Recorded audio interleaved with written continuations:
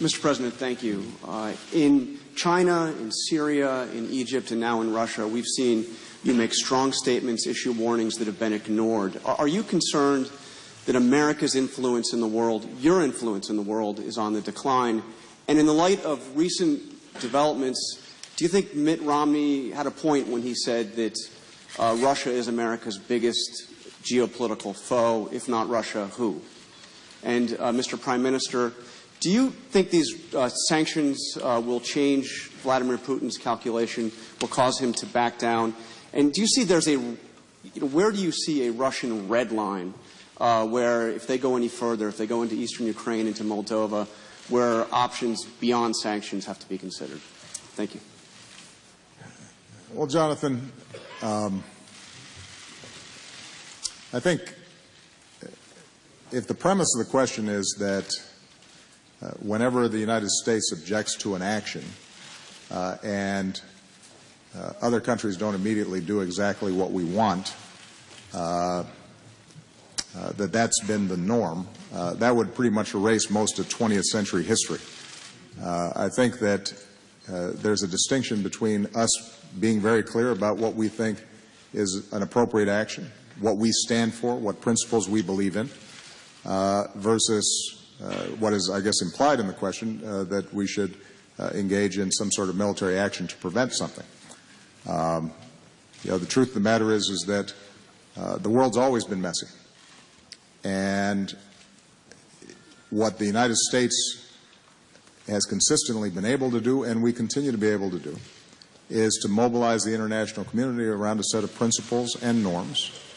And where our own self-defense may not be involved, we may not act militarily. That does not mean that we don't steadily push against those forces that would violate those principles and ideals that we care about.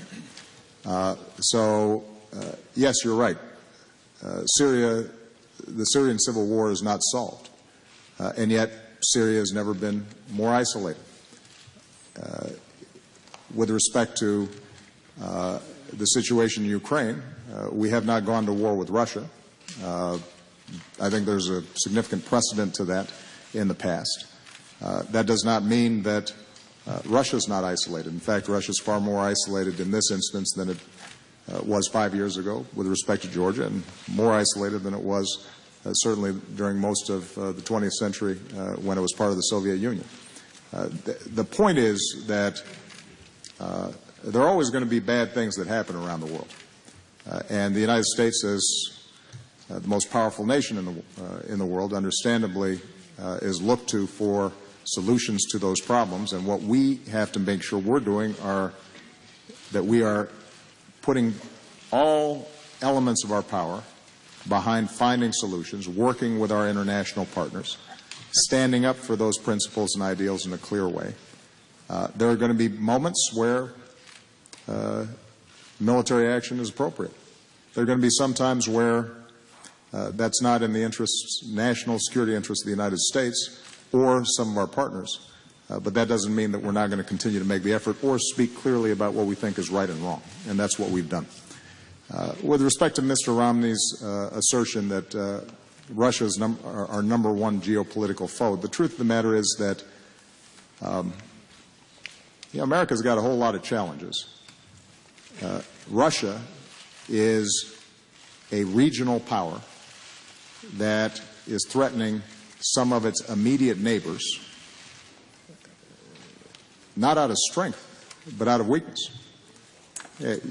Ukraine has been a country in which Russia had enormous influence for decades, since the breakup of the Soviet Union.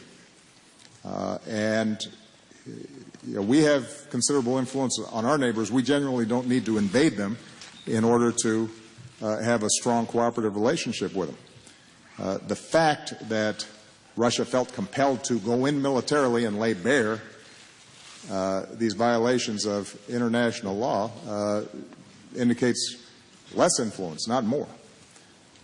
And so my response then continues to be what I believe today, which is Russia's actions are a problem. They don't pose the number one national security threat to the United States, I continue to be much more concerned when it comes to our security with the prospect of a nuclear weapon going off in Manhattan, which is part of the reason why the United States, showing its continued international leadership, has organized a forum over the last several years that's been able to help eliminate that threat in a consistent way.